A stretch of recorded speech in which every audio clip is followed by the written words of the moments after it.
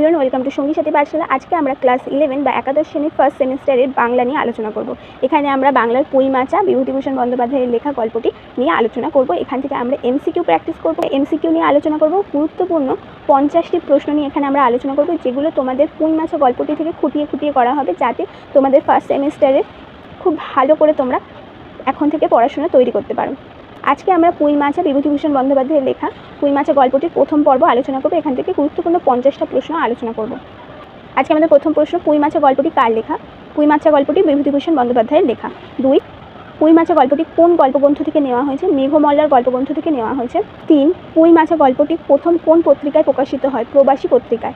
পুঁইমাচা গল্পটি কবে প্রকাশিত হয়েছিল? 1331 বঙ্গাব্দে। প্রবাসী পত্রিকার মাঘ মাসের সংখ্যায় এটি প্রকাশিত হয়। 5 নম্বর প্রশ্ন, বিভূতিভূষণ বন্দ্যোপাধ্যায় কবে জন্মগ্রহণ করেন? 12 সেপ্টেম্বর 1984 খ্রিস্টাব্দে। 6 নম্বর প্রশ্ন, বিভূতিভূষণ বন্দ্যোপাধ্যায় কবে পরলোক গমন করে? 1 নভেম্বর 1950 খ্রিস্টাব্দে।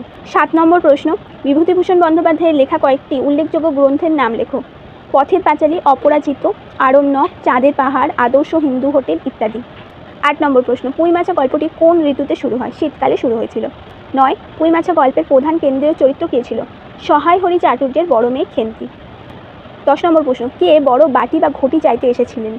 সহায় হরি। কার কাছে এসেছিল? নিজের স্ত্রী অন্নপূর্ণার কাছে। 11 নম্বর প্রশ্ন, গল্পে কার বাড়িতে গাছের রস সংগ্রহ করতে যাওয়ার জন্য সহায় হরি বাটি বা ঘটি চাইতে এসেছিলেন? তারক ফুরোর। 12, সহায় হরি চাটুর্যের স্ত্রীর নাম কী ছিল? সহায় হরি চাটুর্যের স্ত্রীর নাম কী ছিল? অন্নপূর্ণা। 13 নম্বর প্রশ্ন, সহায় হরি যখন বাড়ি গিয়েছিলেন তখন তার স্ত্রী কী করছিলেন? তার স্ত্রী অন্নপূর্ণা খড়ের ছাউনি দেওয়া রান্নাঘরের দাওয়ায় বসে তেল মাখছিলেন। 14 নম্বর প্রশ্ন, অন্নপূর্ণা কোন তেল মাথায় মাখছিলেন? নারকেল তেল। পরের প্রশ্ন, সহায় হরি আর অন্নপূর্ণার কয়টি মেয়ে ছিল? 3টি মেয়ে ছিল। তাদের মেয়েগুলির নাম কী ছিল? বড় মেয়ের নাম ছিল খেন্তি, মেজো মেয়ের নাম ছিল পুঁটি এবং ছোট মেয়ের নাম ছিল রাধি। 17 নম্বর প্রশ্ন, সহায় হরি তারক খুড়োর কাছে কি নিয়ে রস আনতে গিয়েছিল? একটা কাঁসার বাটি, বড় কাঁসার বাটি নিয়ে রস আনতে গিয়েছিল। 18 নম্বর প্রশ্ন, অন্নপূর্ণার মত অনুসারে সহায় হরি কীভাবে দিন কাটাতো? মাছ ধরে আর রস খেয়ে। 19 নম্বর প্রশ্ন, একটু আমতা আমতা করিয়া বলিলেন, কেন কেন কি আবার কি? বক্তা কে? সহায় হরি চাটুর্য। 20, গায়ে কি গুজব রটেছে জানো? উক্তিটির বক্তা কে? সহায় হরি চাটুর্যের স্ত্রী অন্নপূর্ণা। 21 নম্বর প্রশ্ন, অন্নপূর্ণা সহায় হরিকে কি গুজব রটেছে? অন্নপূর্ণা যে বললেন যে গায়ে কি গুজব রটেছে জানো, প্রশ্নে সহায় হরি জিজ্ঞাসা করলেন, আমতা আমতা করে জিজ্ঞাসা করলেন, কেন কি আবার কি হয়েছে? তো তার উত্তরে অন্নপূর্ণা বলল, সহায় হরিকে কি গুজব রটেছিল সেই বিষয়ে কাদের কাছে গিয়ে জিজ্ঞাসা করতে বলেছিল?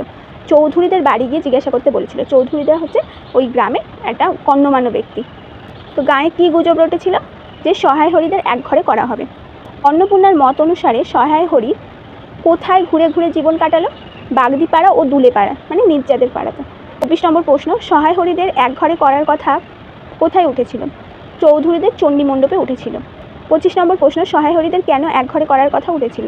সহায় হরির আশীর্বাদ করা বড় মেয়ের বিয়ে হয়নি তাই। সহায় হরির যে বড় মেয়ে ছিল খেন্তি, ওর আশীর্বাদের পরেও বিয়ে হয়নি সেই জন্য। 26, সহায় হরি কাঁসার বাটি নিয়ে কোন দিকের দুয়ারে লক্ষ্য করে রওনা দিল?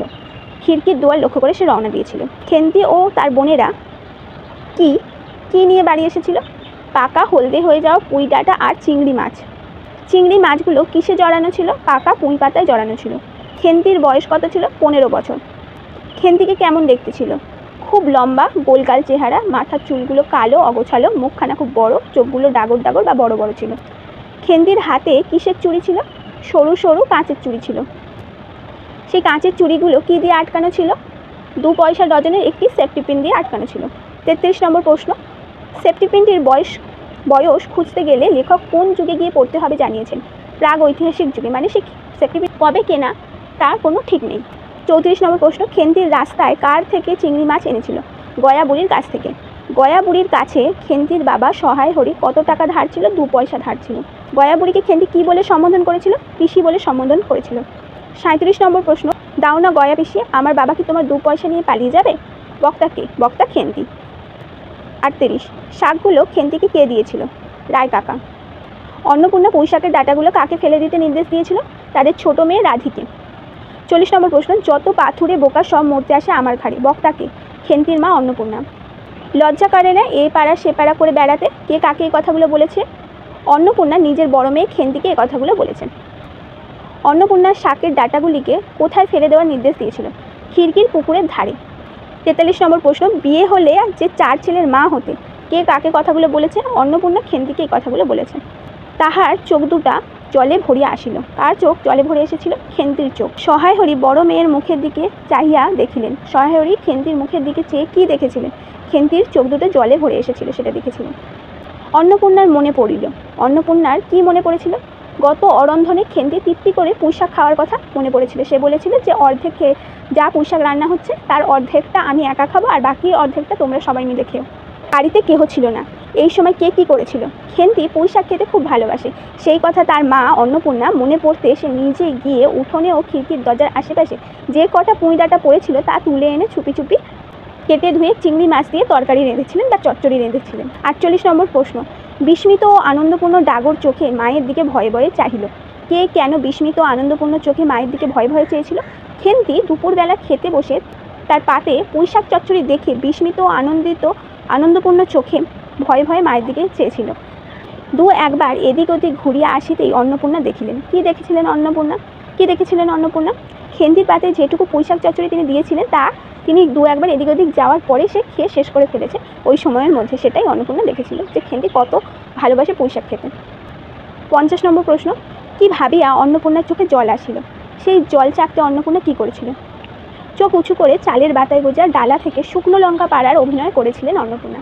এই ছিল তোমাদের পুঁই মাচা গল্প থেকে গুরুত্বপূর্ণ 50টা প্রশ্ন। এরপরে আমরা আরও বেশ কিছু প্রশ্ন নিয়ে আলোচনা করব। অবশ্যই সেগুলো পেতে হলে আমাদের চ্যানেলটাকে সাবস্ক্রাইব করে রাখতে হবে।